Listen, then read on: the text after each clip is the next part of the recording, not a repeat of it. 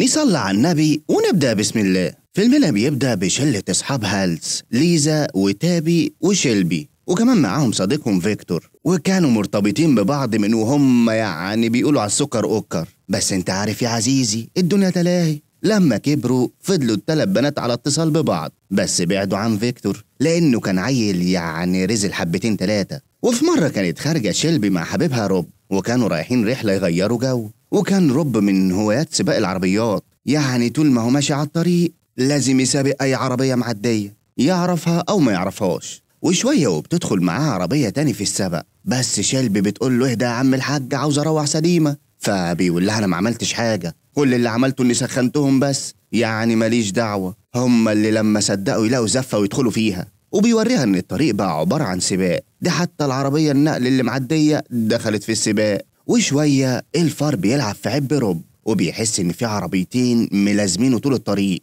واحدة ملاكي والتانية عربية نقل.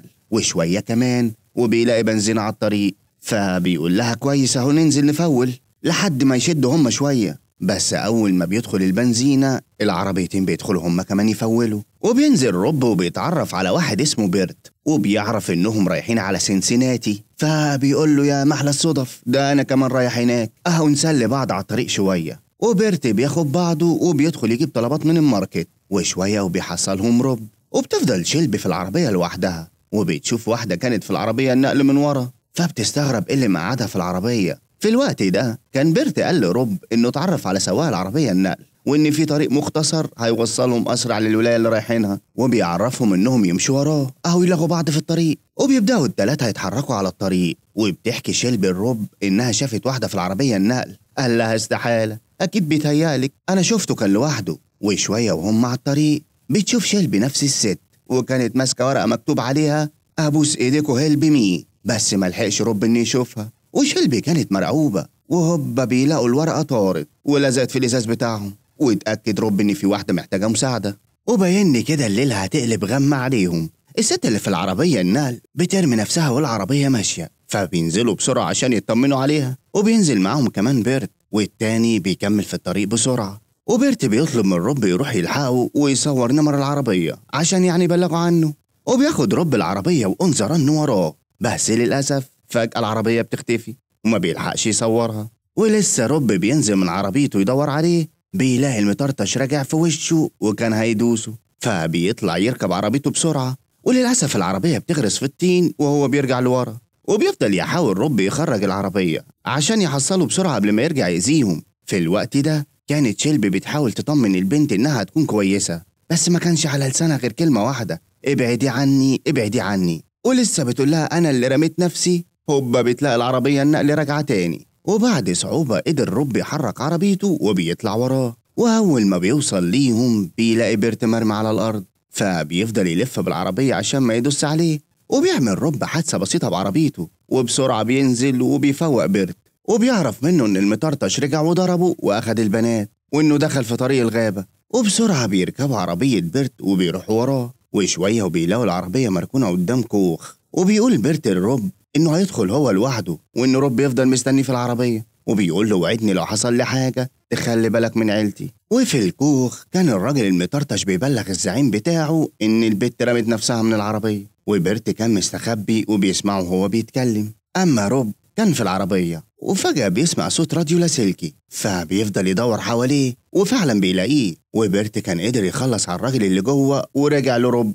وبيفتكر روب إن بيرت قال له إنه مش معاه راديو لاسلكي، وإن هو اللي طلب منه إنهم يمشوا سوا عشان يسلوا بعض على الطريق. وفجأة بيسمع صوت غريب، وأول ما بيبص وراه بيلاقي البنات متربطين في العربية معاه، وبيفهم إن بيرت هو اللي خطفهم. ولسه بيدور على مفتاح العربية عشان ينظرن بيلاقي بيرت في وشه، وكان واخد المفتاح معاه، وبيكسر الإزاز وبيمسك روب وبيفضل يضحك. في الناحية التانية كانت تابي رايحة على بيت عمتها عشان تقعد مع عيالها لحد ما عمتها توصل. وأول ما بتخبط على الباب بيكون الباب مفتوح، وبتلاقي العيال قاعدين لوحدهم. وبتتفاجئ إن المربية مشيت، بالرغم يعني إن المفروض إنها كانت تستنى لحد ما هي تيجي. ولسه بتقول لهم والله لا خلي عمتي تبهدلها، بتسمع صوت غريب، فبتطلع تشوف مين فوق، بس ما بتلاقيش حد والدنيا بتكون تمام. وبالليل بتطلب من الأولاد يناموا، وشوية وبتلاقي باب البيت بيخبط، وبيكون واحد اسمه جون. وبيقول لها أنا جاي أسأل على دانا حبيبتي، أصلها مش بترد على مكالماتي. فبتعرفه إنها مشيت قبل ما هي توصل، وبتدخل عشان تطلع تتأكد إن الأولاد ناموا، وبتدخل هي كمان عشان تنام في أوضة عمتها. بس كانت مقلقة حبتين من البهلوان اللعبة اللي كان قاعد على الكرسي، والصراحة يا عزيزي يعني أنا شخصيا قلقت منه من حجمه. فبتفضل تطمن نفسها وبتقول اهدي يا بنتي كده، انت كبيرة وعاقلة، دي مجرد لعبة يعني، احنا مش في فيلم تشاكي هنا.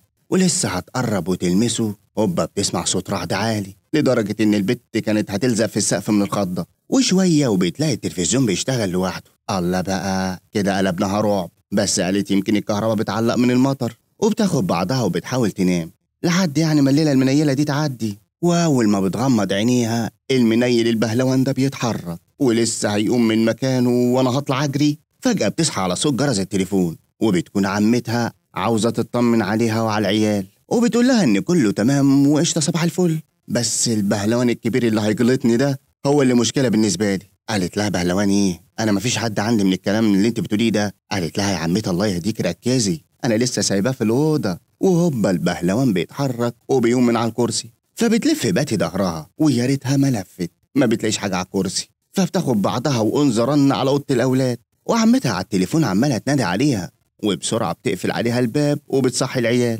وبتلاقي الباب عمال يتكسر عليهم، وبتاخد الأولاد عشان ينزلوا من الشباك ويطلبوا المساعدة. وأول ما العيال بتنزل بيكون هو داخل الأوضة، ولسه هيجيبها من على السلم قبل ما تهرب بسرعة بتنط وبتنزل على الأرض، وبتجري قبل ما ينزل لها تاني ويخلص عليها، وبتدخل تستخبى في الجراج، ولسه بتدور على أي حاجة تضربه بيها. أول ما ينزل بتلاقي المربية ديانا، وكان مموتها وحاططها في دولاب العدة، وبتقع في الأرض مغمى عليها. وأول ما بتفوق بتلاقي نفسها في مكتب المحققين، ومن الصدمة ما كانتش قادرة تتكلم خالص، وما كانش في دماغها غير صوت ضحكته المجنونة اللي كانت بتفكرها بصوت ضحكة صاحبهم القديم فيكتور، وبتفتكر إنه كان بيحب يبهدل الحيوانات وهو بيلعب. وشوية وبتدخل عليها المحققة ماري وبتقول لها أنا عارفة إنك في حالة صدمة، بس ساعديني أوصل للشخص اللي عمل كده. وبتقول لها عارفة صاحبتك ليزا اختفت هي كمان فجأة ومحدش عارف مكانها. وبتفتكر إن ليزا كان ليها صاحبة في السكن اسمها كات، وفي مرة من المرات قالت لها إنها رايحة تسهر مع صاحبها الجديد،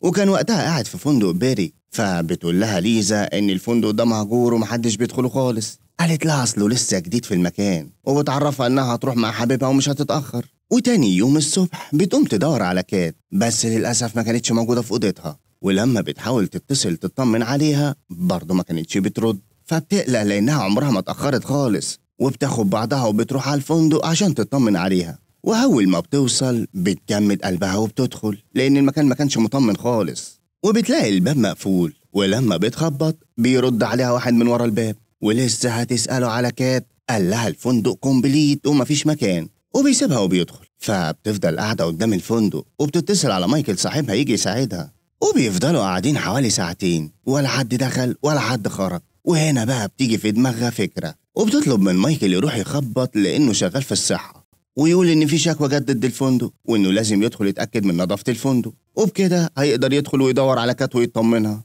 وفعلا بيعمل كده، والراجل بيوافق إن يدخله، وبيقول له خش عيش أنت وشوف المكان. بس كانت الدنيا هس هس خالص. وشوية وبيدخل ورا الراجل وبيوريه جراموفون قديم، وبيقول له شغله وهتلاقيه بيطلع لك هدية. ومايكل اللهبل بيسمع الكلام وفي ثانية إلا ثانية بيشتغل وبيقف يتفرج، وكان مستمتع على الآخر. والهدية كانت إنه ياخد خبط على دماغه. ده أنا لو قلت لحمادة ابن أختي شغل الجراموفون ده هيقول لي ده مقلب يا خاله. المهم كل ده وليزا قاعدة عمالة تتصل عليه وما بيردش عليها، وبتقلق أكتر وبتقرر تسحب وتشوف فيه إيه. بس فجأة بتخبط في إزاز كان محطوط، وبسرعة بتجري تستخبى قبل ما أي حد يشوفها. وبيطلع الراجل الغريب ده وبيفضل يدور، بس بتلف ليزا من الناحية التانية، وبسرعة بتدخل جوه البيت من غير ما يشوفها، وبتطلع على السلالم. وكان الفندق من جوه شكله مرعب جدا، لحد ما بتلاقي ستارة وبترفعها، وبتتصدم لما بتشوف واحدة قاعدة. فبتقرب منها وبتقول لها أنا جاي أدور على صاحبتي،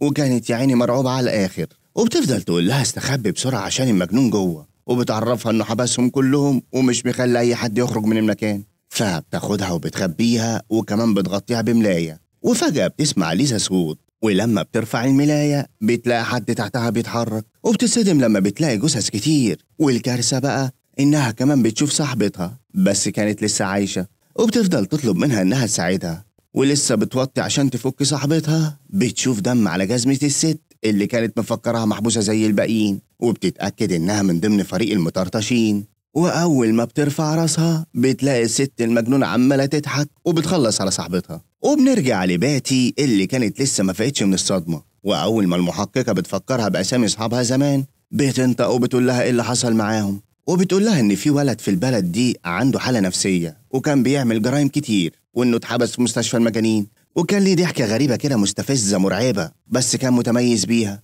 ولسه المحققة هتكمل لها الحكاية بتلاقي التليفون مفهوش شبكة، فبتقول لها هخرج أعمل مكالمة واجيلك. وبتفضل باتي تصرخ وبتقول لها ما تسيبنيش لوحدي، وبتبص حواليها وبتلاقي حد بيراقبها بكاميرات. وفجأة الباب بيتفتح وعلى طول بتطلع تشوف في ايه. وهنا بقى يا عزيزي، ايوه كده زي ما انت بتقول، هنبدأ المفاجآت. بتطلع تلاقي الست اللي كانت فاكراها محققة مقتولة على الأرض، وبتشوف واحد واقف كان عمال يضحك. وبيطلع مين يا ترى؟ المعلم فيكتور صاحبهم القديم، وبيفضل يجري وراها عشان يخلص عليها. وبتلاقي المكان كله عامل زي السجن، وفيكتور وراها بضحكته السامجة دي لحد ما بتدخل مكان وبتلاقي هناك أصحابها ليزا وشيلبي، وكانوا مربطين ومتعلقين بطريقة غريبة. وبيدخل عليها فيكتور عشان يخلص على الكل، فبتيجي في دماغ باتي فكرة وبتفضل تضحك زيه، يلا بقى ما بدهاش عشان يفهم إنها خدت من عمومي زيه وإنها هتنضم ليه وهو بيخلص على الاتنين التانيين. وفعلا بتعمل كده، وأول ما بيفتح لها بتقرب منه وبتقوم مناولة بالسكينة وبتطلع تجري عشان تفك أصحابها. وبتقدر تفك ليزا وبيروح عشان يفك شيلبي، بس لسه هيجروا بيكون فيكتور قام وراح وراهم، وللأسف بيخلص على ليزا. وبيطلعوا هما يجروا بسرعة وهو وراهم، وبيقع هو وشيلبي من على السلالم. وبتطلع بسرعة باتي وبتلاقي الأسانسير طالع، وبتفهم إن فيكتور لسه عايش وطالع وراها. وانظرن بتجري تدخل على أوضة وبتقفل عليها، لكن بتتفاجئ إنها دخلت جوه العربية النقل اللي كانت معانا في الأول. وبتشوف فيكتور عمال يبص عليها وبيضحك، وأول ما بيقرب بتضربه تاني بالسكينة، والمرة دي الحمد لله بيغور في داهية هو وجنانه وضحكته السامجة قوي دي. وبتكون باتي هي الوحيدة اللي نجت من فيكتور المجنون. من وجهة نظري يا عزيزي إن اللي هو فيه ده مش سبب إن هما يعني تلاشوه وهو صغير بسبب رزالته اللي كانت زايدة حبتين تلاتة، لا، لأن في الأساس أكيد طالع هو من بيت مطرطشين هما اللي طرطشوا عليه وخلوه وصل للمرحلة دي. وطبعا مع السنين ابتدى عايز ينتقم من كل اللي كان بيضايقه وهو صغير، وبيخلص فيلمنا على كده. اللايك يا عزيزي، وما تنساش تقول لي رأيك في كومنت، واشوفكوا الفيلم الجاي.